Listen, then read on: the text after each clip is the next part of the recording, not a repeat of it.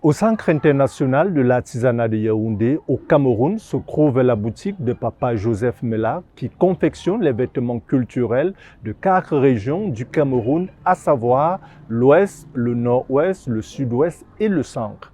Le groupe Investi Innover en Afrique TV est allé à sa rencontre. Mais avant sa découverte, faisons une virgule avec ce générique.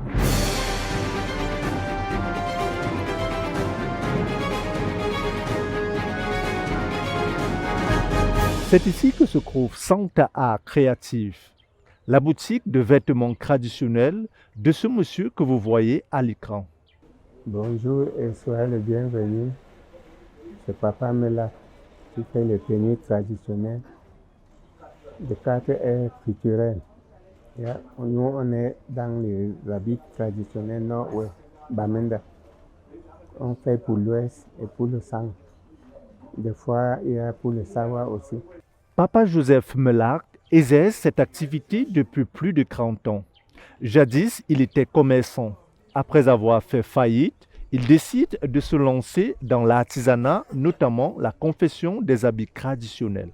C'est après, quand les affaires ne marchaient pas, on est entré dans la culture pour développer notre culture. Donc, on est dans ça pour que la culture ne disparaisse pas. Avant, on faisait le commerce. Après, on est chuté. Les choses ne marchaient plus. On a pensé à la culture. Donc, on est pour habiller les chefferies, faire la culture pour que la culture ne se perde pas. Et que la jeunesse nous suit et font ce que les parents faisaient aussi pour promouvoir la culture. Notons que Papa Joseph Mela ne confectionne pas tous les vêtements traditionnels, car pour certains airs culturels, il fait appel à d'autres couturiers. Oui, pour Bamenda, nous-mêmes, on brosse. Et pour l'Ouest, il y a les fabricants dans le village. Ils nous ravitaillent, on part vers eux, on vient vendre. Et pour le centre, il y a pour le centre.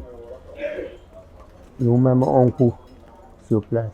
Pour faire des habits chics et jolis comme ceux de Papa Joseph Mela, il faut se faire former comme cet artisan qui confectionne ses vêtements avec sa progéniture. On a fait la formation.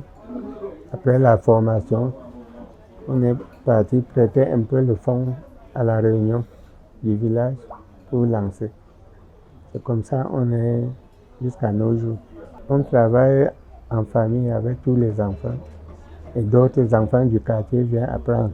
À la question de savoir quels sont ses clients, Papa Joseph Mela nous fait savoir que ses principaux clients sont les chefs traditionnels et quelques rares jeunes qui s'y intéressent. Les chefs traditionnels nous connaissent depuis parce qu'on a mis l'on dedans. Ils viennent vers nous faire les recettes.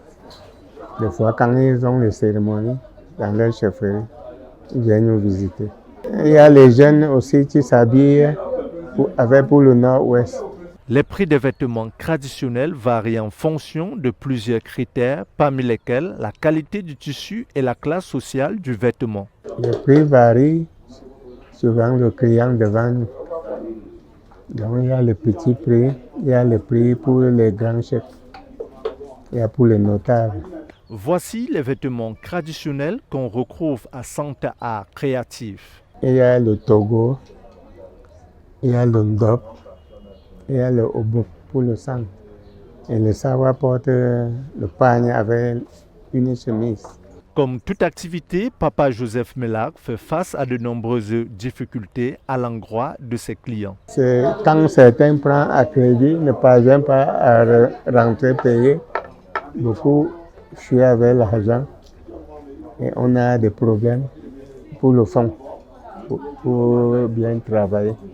On manque le financement pour bien travailler parce que l'argent qu'on travaille est peu pour les commandes. Pour ce qui concerne les dessins ou designs, Papa Joseph Mela ne les crée pas de façon hasardeuse car chaque dessin renvoie à un symbole spécifique ou à une signification. Pour les designs, c'est les chefs qui ont fait les designs parce que les designs parlent.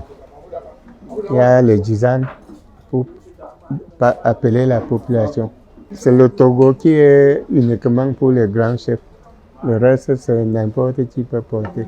Non, pour les jeunes, il n'y a pas les 10 ans de chefferie. On ne les met pas pour les jeunes. C'est juste simple pour l'habillement. Non, on pratique avant que c'est compliqué. Les chefs travaillent avant que ça soit compliqué. C'est comme tous les restes des habits.